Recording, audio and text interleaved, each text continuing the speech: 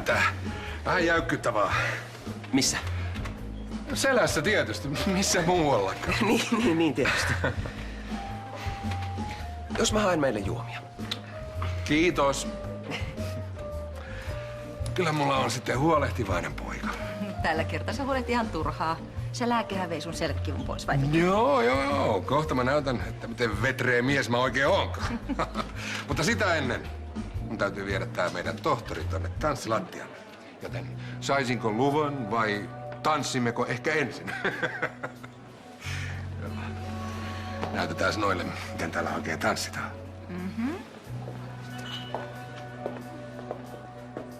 Olle!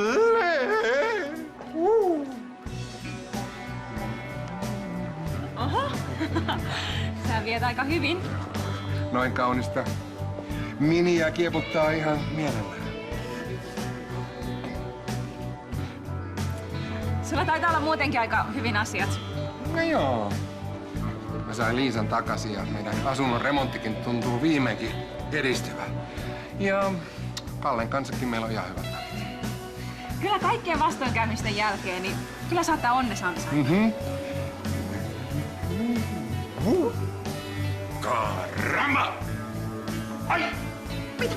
Sattuuko selkää? Juu. Ei. Vähän vaan vihas. Pystyt sä jatkaa vai pitäisikö mun kattoo sitä? Ei!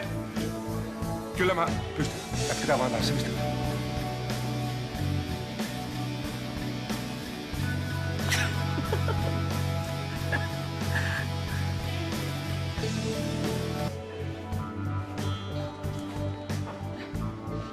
Oot sä nyt ihan varma, että sä oot kunnossa? Aikamoinen etukeno. Joo. Mä oon ihan kunnossa, kun mä ajattelin kokeilla sellaista uutta kulmaa, ettei toi selkä menisi pahemmin.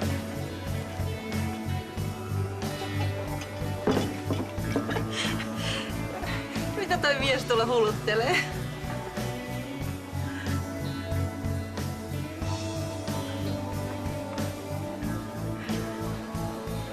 En osaa sanoa.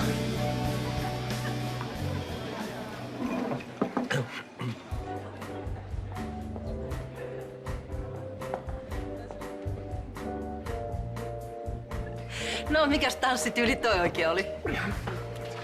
Tää oli vaan tämmönen improvisointi.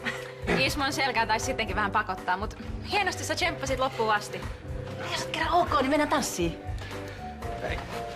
Pitäisikö meidän antaa isän kuitenkin hengähtää hetken aikaa? Joo, kyllä varmaan pitäis. Mitä sä puhuit sen aineen sivuvaikutuksesta? No eihän nyt yhdestä kortisonipiikistä mitään sellaisia tuu. Mut entäs jos ihminen on semmoisella aineella vaikka yliherkkä? Niin joku muu. En minä tietenkään. Silloin kannattaa mennä lämpimään kylpyyn. Pitäisikö se lähteä kotia päin, että isä pääsis kunnolla lepuuttamaan? Siis vastahan me tultiin. Eikä se niin pahana oo, hei. Kai se muutaman tanssin kestää. Tai ehkä meidän kuitenkin on parasta uskoa ylilääkärin sanaa ja mennä kotiin. Ettei vaan tää vaiva menisi enää yhtään pahemmaksi. Kiitos, mä voin tänne. Ei, kun anna mä nyt teen edes jotain, kun ei päästy edes tanssimaan. Oli kyllä kiva käydä yhdessä ulkona, vaikka ilta jäikin vähän lyhyen. Mutta jatketaan joskus toisten. Hyvää yötä. Öitä. No, kuinkas pahana sun selkä onkaan?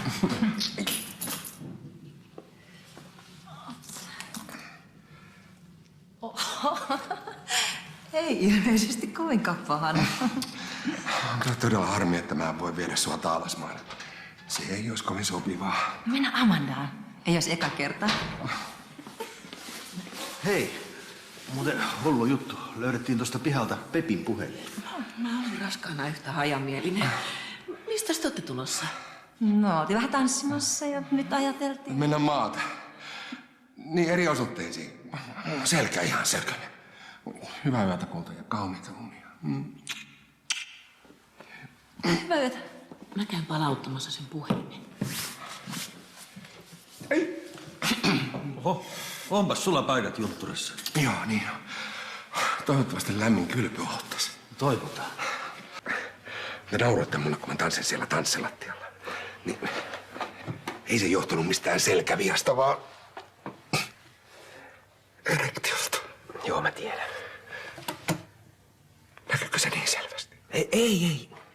En mä usko, että sitä muut huomas. No Liisa huomasi ainakin äsken. Mä en tajua, mitä tapahtui. Yhtäkkiä siellä tanssilattialla.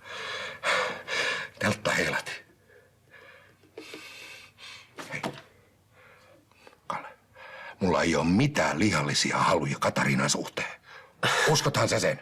Totta kai. Sattuuhan noita. No sattuu. Tää ei laske ollenkaan. Mitä mä nyt teen? Pitääkö sun mennä jonnekin ensiapuun? Eiköhän se siitä. Entäs jos siellä on veritulppa? No ei ole. Katariina antoi sulle kortisonin sijaan vahingossa erektiolääkettä.